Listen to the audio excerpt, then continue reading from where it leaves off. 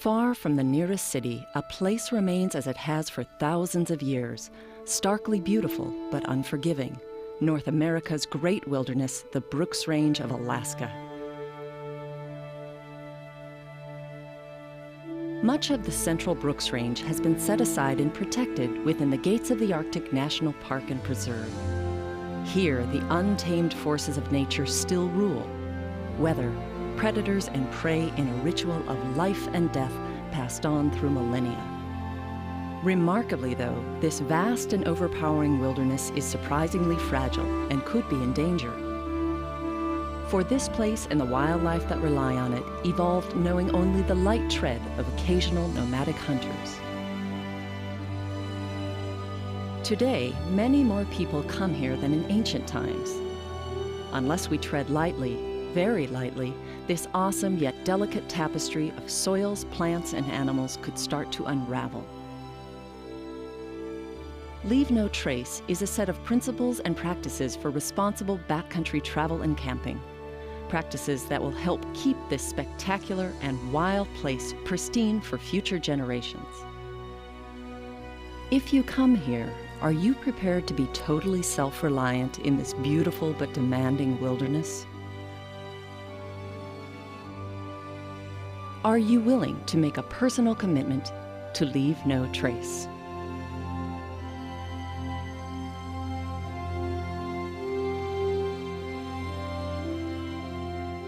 Arching across northern Alaska like a giant crown of stone, the Brooks Range spans more than 800 miles of rivers and lakes, plants and wildlife. The gates of the Arctic National Park and Preserve, 8.5 million acres, makes up the critical middle section of the Brooks Range's fragile ecosystem. Most of this region is only accessible by airplane.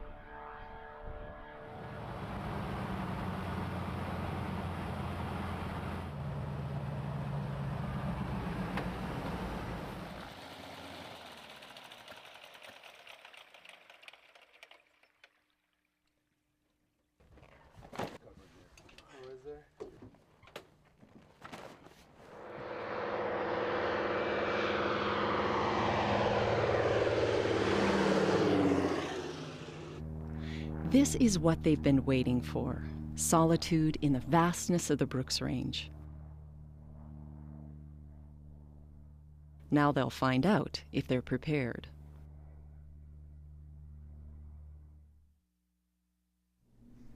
Where'd you guys get this map? This one is from the Park Service office. Oh, this is the one you got. Planning your trip to the gates of the Arctic should start months before you arrive. This river's good.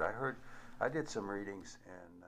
This is when you need to assemble the right clothing and equipment, and to plan your route. Take into account the skill level and physical ability of everyone in your group. Plan to bring extra food in case you are delayed in the backcountry. And let's not forget about the bugs. And the bugs! God, the bugs! Being prepared is, from bugs to fish, everything is really, really critical.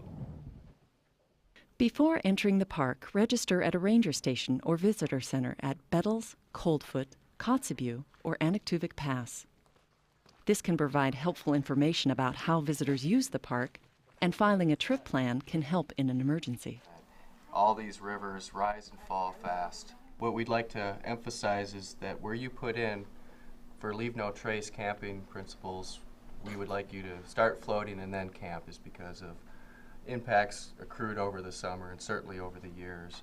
Avoid camping right where your put-in is. And if you are camping and a bear shows up and doesn't seem to be in any great hurry to leave that area, remember that you need to move your camp rather than just wait for him to decide to go. This is the bear-resistant food canister. Park rangers can loan you bear-resistant food containers that can reduce the risk of a dangerous encounter with a hungry bear. They can also show you more about safety and leave-no-trace techniques. However, once you're out here, park rangers cannot keep track of you in such vast wilderness or know when you've returned. You are on your own in the backcountry.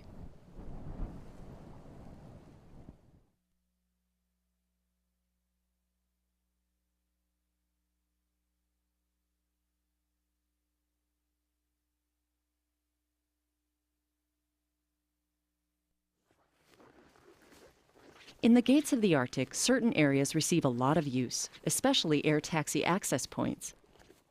Here, the wisest thing may be to use the existing trails to keep impacts from spreading far and wide.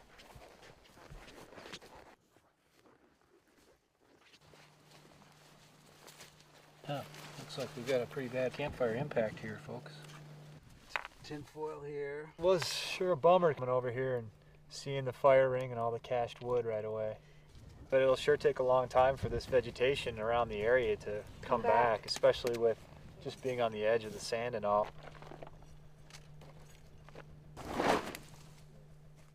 This grass here, you know, could take years and years, and I'm just afraid some other people are going to come and probably use it and do the same thing. Hopefully we've disguised it enough so that won't happen. The paddlers are taking precautions against possible river hazards. If the canoe should flip over or get jostled, anything that goes overboard could quickly sink or be carried away in the current. They are also wisely wearing approved life vests whenever in their boats. If knocked overboard, even strong swimmers can succumb to the numbingly cold water and potentially strong currents.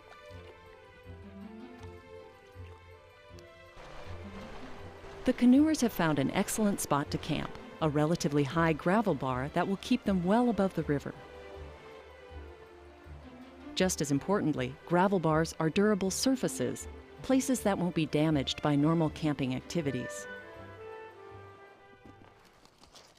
The sand and rock of this gravel bar was great for camping. It's a nice durable surface for everything we need, not just our campsites, but getting to water and food. I think it was the perfect spot. Yeah, it's totally devoid of vegetation. It leaves no trace that we were here. By contrast, camping on vegetated areas like tundra and brush can mat and kill plants or tear up the fragile soil.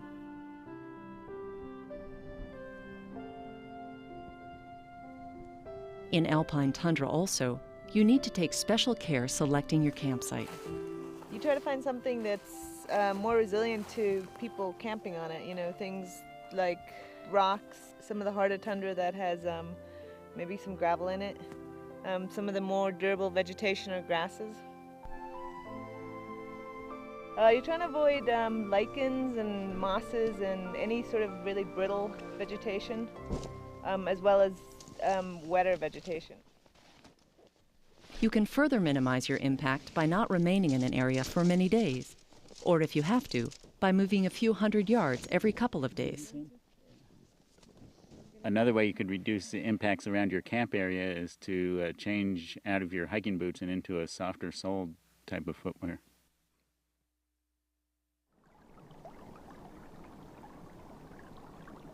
Even in the pristine Arctic, Giardia and other waterborne diseases can be present anywhere. So always purify drinking water by boiling or filtering and treating. Use a filter that can catch particles as small as 2 microns, the size of Giardia protozoans. Human feces are a common source of Giardia and other diseases. So dig a cat hole at least 200 feet from the nearest water source, at least 6 inches deep in organic soil. Bring a small trowel to do this properly. You can also check with the Park Service for approved methods for packing out human waste. Paper products decompose very slowly in this cold environment and are unsightly, so always pack out toilet paper and feminine products using plastic bags. Be sure to fill and tamp down your cat hole.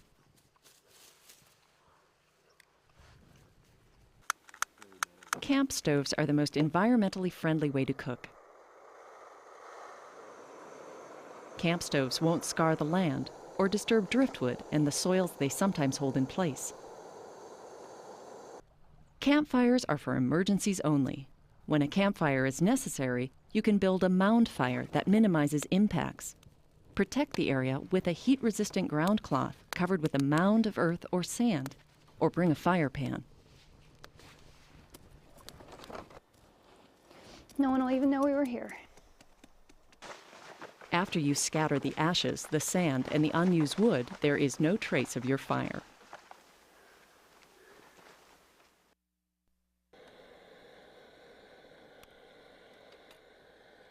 The campers know they can reduce the chances of dangerous encounters with bears if they always keep food in bear-resistant containers and if they cook and store food at least 100 yards from their tents. These animal-resistant food containers on loan from the Park Service are a great way to secure food and garbage. It's a great way to avoid any problem bears or any loss of food early in the trip. Treat food scraps like any other refuse. Pack them out. Remember, bears that get food from your camp may learn to associate people with food, becoming a danger to others and themselves. Widely distribute or broadcast on shore the gray water from dirty dishes. Natural filtration through the ground will help protect water sources.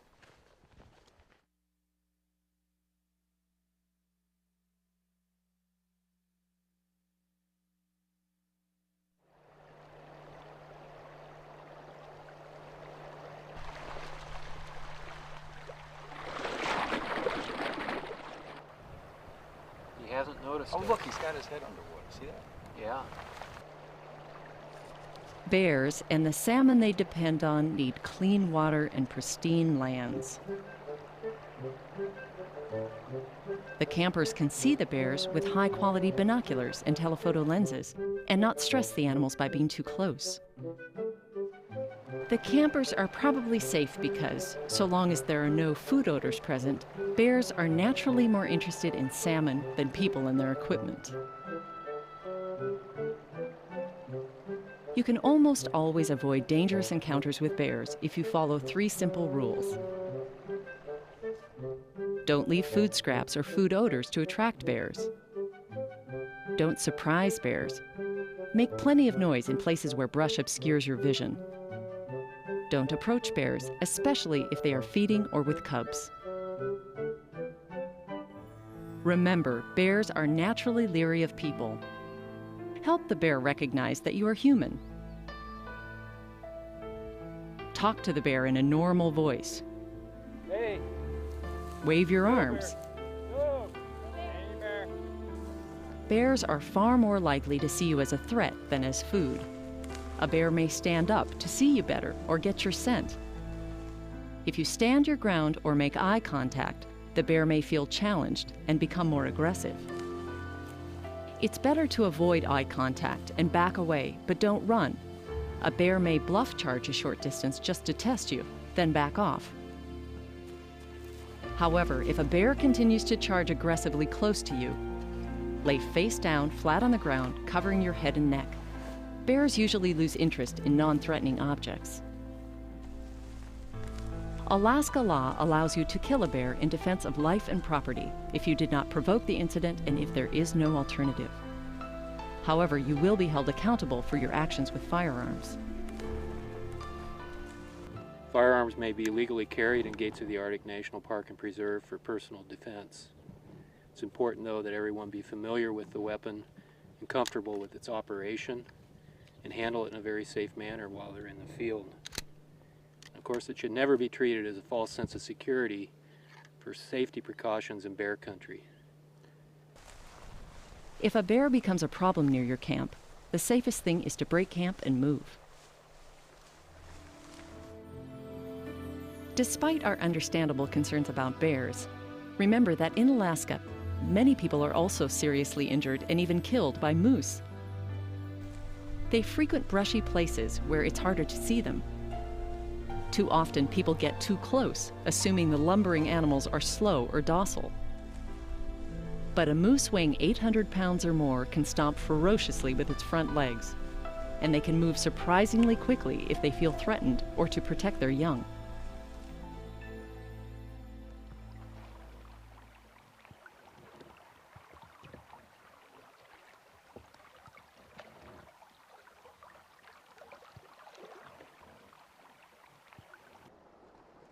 Back on the river, natural erosion reveals thin Arctic soils, a nutrient layer that's only a few feet or even inches thick.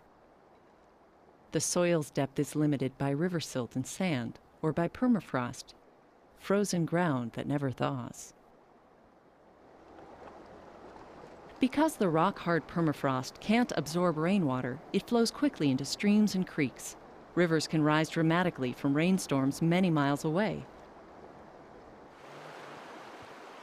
Downriver, rain and rising waters have created rapids and other hazards. It's important to stop and take time to scout the best path through any difficult water. Pay attention to rocks and downed tree limbs. They can sweep you out of your canoe, or the current can pin your boat against the tree, swamping or even sinking it. Paddling a wild river requires the ability to read currents, properly control your boat, and communicate clearly. At the very least, you need a group leader who has these skills and can teach them.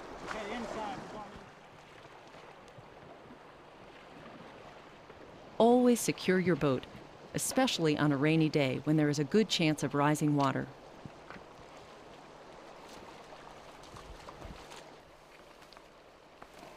Actually, we had a friend going down the John River, and they were camping on an island in the middle of the river, and it was raining upstream, and the river rose, and they woke up in the morning without their raft.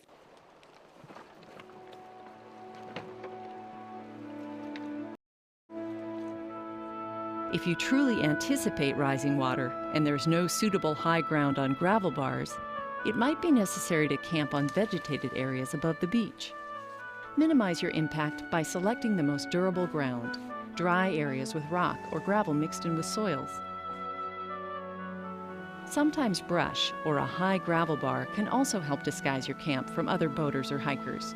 Preserving an uncluttered view is an easy courtesy, so are not camping near others, respecting private property, and keeping noise to a minimum.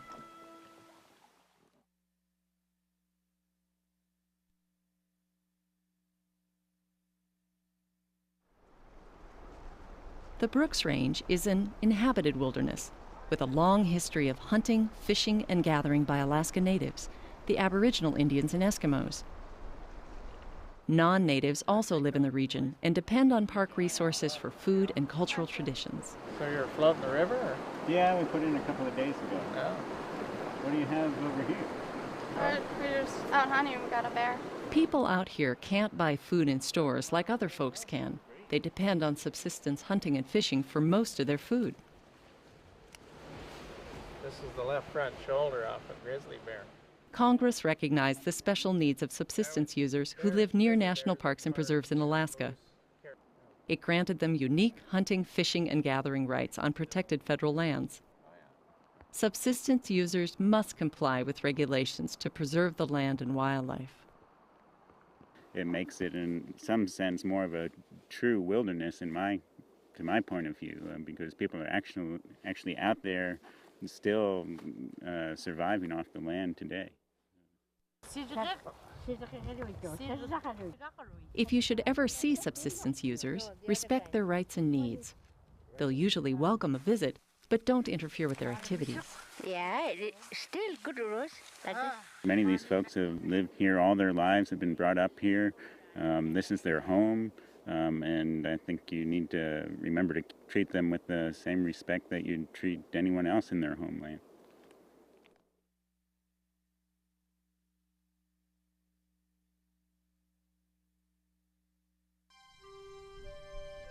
Leave no trace means not interfering with animals' natural behaviors, especially feeding and caring for their young.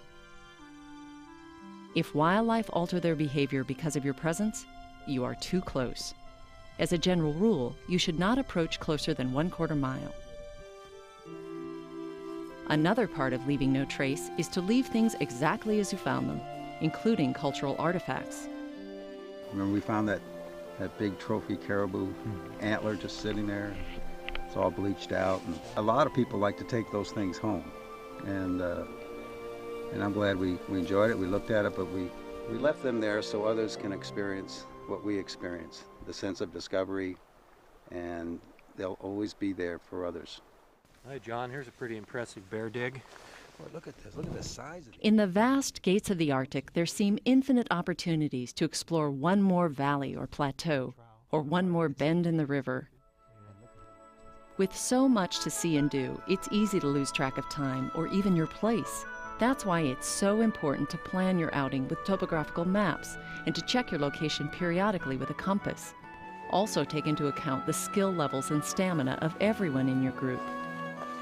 Don't push yourself or others beyond their limits. Exhausted or frightened people make mistakes and get injured.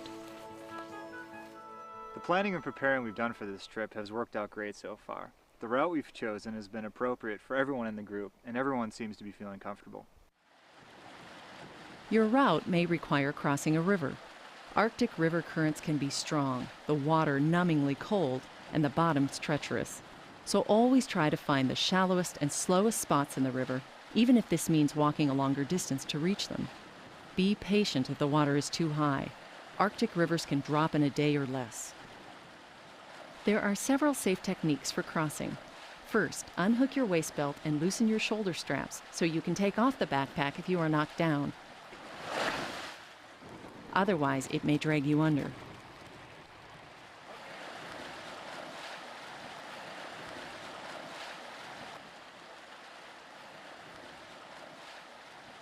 A single person can use a walking stick for added stability. Face upstream, bracing yourself against the current. Change from your hiking boots into footwear you can afford to get wet. Never cross barefoot, as rocks can cut or injure your feet. Groups can achieve added steadiness against the current by using the inherent stability of a triangle shape. Another way is to make a straight line into the current, with the stronger members at the top to break the current for others below. Using a crosswise brace, such as a pole or driftwood, can also add strength and support to the group, especially if they interlock their arms to grip the brace. In crossing rivers and everything else in the backcountry, always use extreme caution.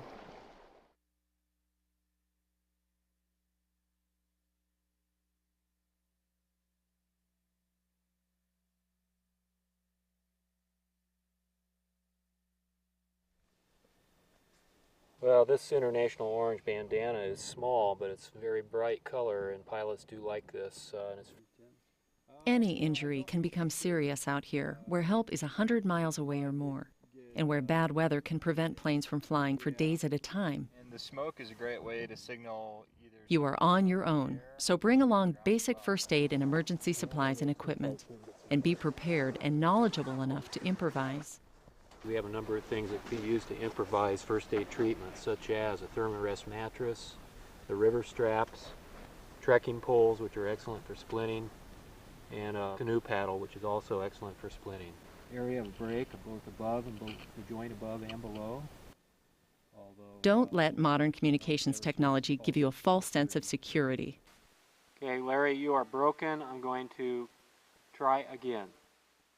Satellite phones may not work in some terrain and weather conditions, and there is no cell phone coverage in the gates of the Arctic. Some air taxi services may provide ground-to-air radios. Still, you may be better served by simpler means. How do you copy? A signal mirror or fire can be the best way to get a pilot's attention. It's extremely difficult to pick out objects on the ground. Wear bright colored clothing. Try to stay in an area that's open and clear of trees. If you're going to make a signal, use a bright color that contrasts. If you're going to make SOSs, the best ones that are easiest to see are made out of white rocks. Don't shoot flares in the day. Pilots will not see them. Save those for night. If you're going to build a fire, build a real smoky fire. Otherwise, the light smoke, if it's up through the trees, is sometimes impossible to see. We won't be able to find you if we don't have a place to start. And it's very important that you start with a trip plan be very detailed about that trip plan. I think it's real important for people to prepare for the worst conditions they might encounter. It's often cold and rainy at Gates of the Arctic during the summertime, possibly even snowy in some cases. Hypothermia, the result of being cold or wet too long, reduces the body's core temperature. It can be fatal. You want clothing that insulates and wicks moisture away from your body, like wool, polypropylene, or other synthetics. Avoid cotton. Once it gets wet from rain or perspiration, it will stay wet for hours, draining precious body heat. It's just a real good idea to have several layers that you can put on, you know, a real light underlayer, something you can throw on top of that. And then if it starts raining, you want your rain gear easily accessible so you can grab that and put that on. Dehydration and hunger can also sap you of energy and lead to hypothermia. So it's important to drink plenty of water when you're active and snack on high caloric foods. Fixing a hot drink can make you feel and perform much better on a cold day.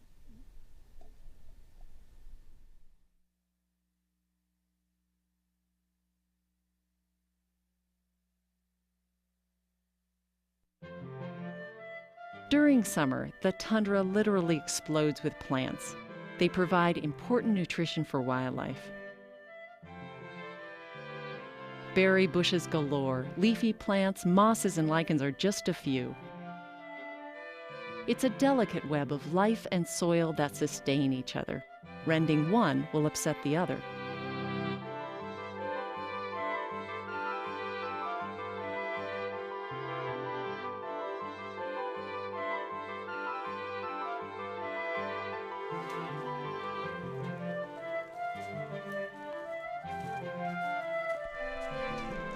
A few careful footsteps usually causes no harm here. However, walking in a single line on the tundra will multiply the impact on fragile plants and soils. These scars can remain for years or even spread as erosion accelerates on compacted soils. They say that if you go out in a fan shape and all walking next to each other in different places, you're creating less of an impact in one certain area, rather than going like single file behind each other. Well, there may be a few places where there is an existing trail, and in that case, it might be better for the group to use it, to stay on that rather than create new impact. For instance, where there's an existing trail through thick brush, a single line may make more sense. Use your best judgment for the trade-offs between convenience, safety, and habitat protection.